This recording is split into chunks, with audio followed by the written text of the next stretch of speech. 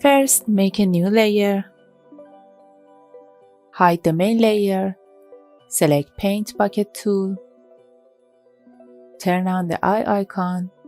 Go to Select, choose Subject. Take a copy with Ctrl J. Hide the main layer. Go to Filter, choose Liquify.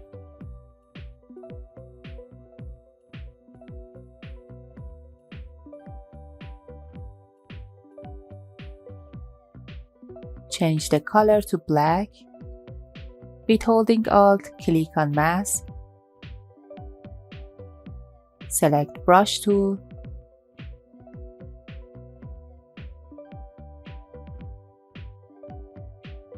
Click and drag in the image to paint. I hope you enjoyed this video.